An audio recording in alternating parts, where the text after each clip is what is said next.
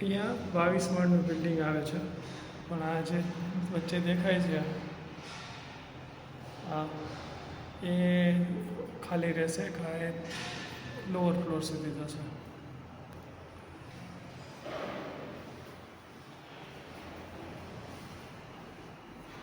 Same આ રૂમમાં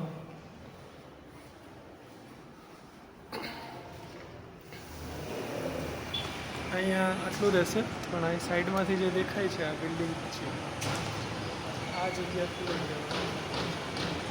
બે વચ્ચે પણ આટલું ડિસ્ટન્સ છે.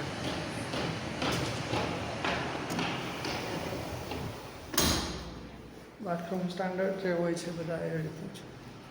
અને આ ત્રીજો રૂમ છે. અહીંયા પણ આ મેઇન રોડ દેખાશે.